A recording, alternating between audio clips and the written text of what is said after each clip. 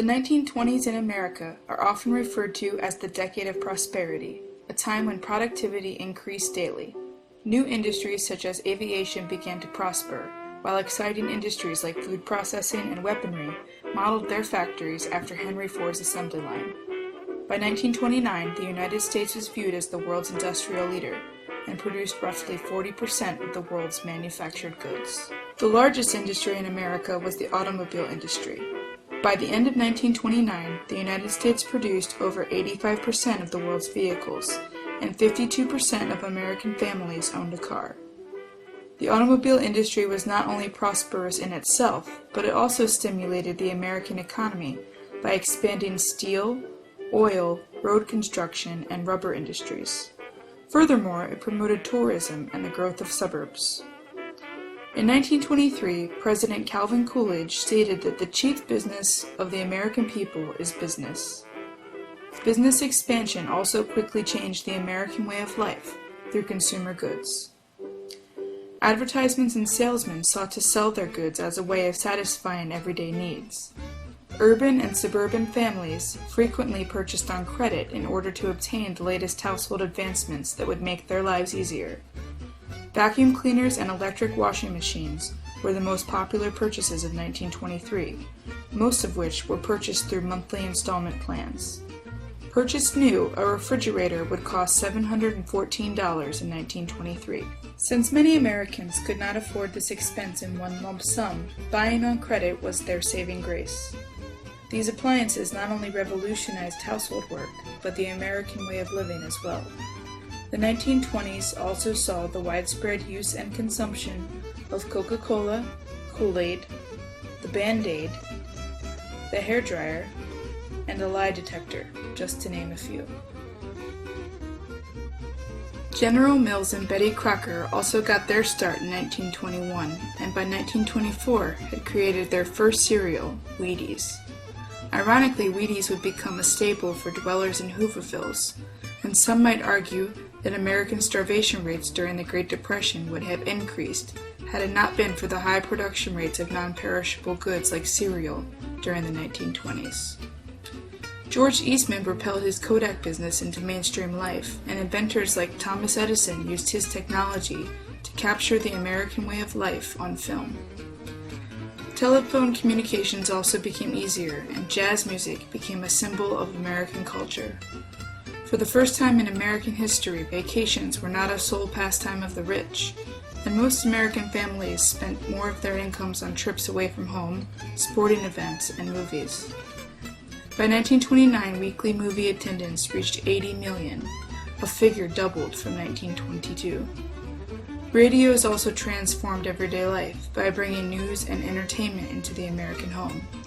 The number of radios in homes increased from 200,000 in 1923 to 5 million in 1929. Women became increasingly more independent as the quest for self-determination led to sexual freedom and personal rebellion. The 1920s flapper could be found dancing the Charleston at jazz clubs, smoking cigarettes, drinking in public, and unapologetically using birth control methods such as the diaphragm. She would have bobbed hair, short skirts, and more makeup than had been seen a generation earlier. Legal measures were even presented in some cities to prevent women from wearing skirts with a hemline 3 inches above their ankles. The flapper embodied the changing attitudes toward how women were expected to behave in society. Mainstream culture of the 1920s supported newfound freedoms, especially in the form of advertising. Products from cigarettes to makeup were marketed to women, but the personal liberation movement often ended when a woman found a husband, and her freedoms were expected to be found within her home, such as in new household appliances and other technologies. The 1920s saw 3 presidents. The first, Warren G. Harding, became the 29th President of the United States in 1921. Harding's administration became one of the most corrupt in American history, as President Harding seemed to have little regard for either governmental issues or the dignity of the presidency. The 18th Amendment in favor of prohibition did not stop Harding from satisfying his desires for liquor. He also was known to have numerous affairs and had an illegitimate child with his longtime mistress, Nan Britton, who published The President's Daughter in 1927, revealing the affair and the lack of money Harding left in his will to his daughter for the first time. Harding was also known to appoint his cronies to his cabinet. These politicians used public office for their private interests, as seen in the Teapot Dome scandal. After Harding's death in 1923, Calvin Coolidge was sworn in as president. The former governor of Massachusetts, Coolidge was nicknamed Silent Cal and rarely spoke in public. His inaugural address became the shortest on record, just 125 words.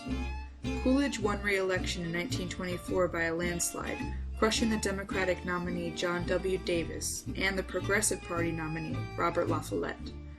In 1927, when President Coolidge handed a piece of paper to a group of reporters that stated, "I do not choose to run for president in 1928, Herbert Hoover quickly emerged as his successor. Historians argue that few men elected as president have seemed destined for a more successful term in office than Herbert Hoover. Hoover easily won the election of 1928 and promised that poverty would be banished from the earth forever under his administration. Less than a year into his presidency, however, the stock market crashed on October 24, 1929, or Black Thursday. As investors panicked and began to sell their shares of stock, more than $10 billion in market value vanished in just 5 hours. The United States soon found itself in the middle of the greatest economic disaster in modern history. But the stock market crash was not the sole cause of the Great Depression. Even before 1929, signs of economic trouble were clear.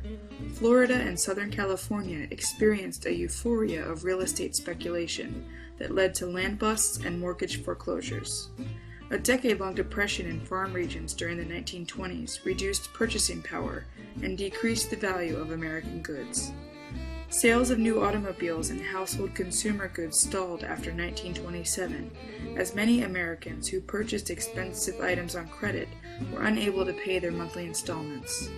World War I also affected the American economy, as Germany defaulted on war reparations to France and Britain, and thus France and Britain defaulted on debts they owed to American banks. Between 1929 and 1932, the price of a share of U.S. steel fell from $262 to just $22, and General Motors stock fell from $73 a share to only $8. The Depression quickly altered the American way of life, especially in the middle and lower classes.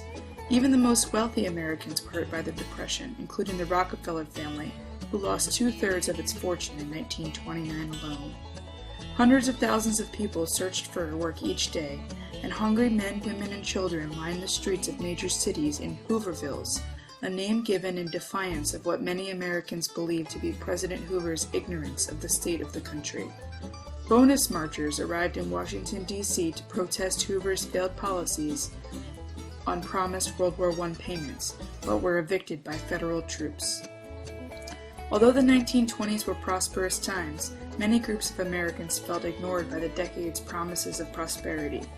Immigrants were often viewed as threats to the American way of life, as seen in the Sacco Vanzetti trial of 1921 and in a number of Supreme Court decisions in the early part of the decade. Rural farmers also did not share in the prosperous times of urban America, and the women's movement lost momentum after the suffrage movement ended. Female voices went unheard as black women worked to see the 15th Amendment enforced. Culture wars were abundant in society, as many Americans embraced newfound urban culture. Others found the new society alarming and felt threatened by the decline of traditional values. Fundamentalist preachers like Billy Sunday, a former professional baseball player, drew huge crowds as they denounced the sins of Darwinism, alcohol, women's liberation, sexual sins, and other alarming new characteristics of the 1920s. Fundamentalists also strongly supported prohibition, although the establishment of illegal speakeasies saw record profits during Prohibition, as did the bootleggers who supplied them. The KKK resurfaced in the 1920s after the lynching of Leo Frank, a Jewish factory manager accused of killing a teenage girl. The Scopes trial also deeply divided America. The 1920s forever altered the way in which Americans lived their lives. Buying items on credit, widespread use of new technologies such as the automobile and telephone communications can be attributed to the innovations and industrial expansion of the 1920s in America.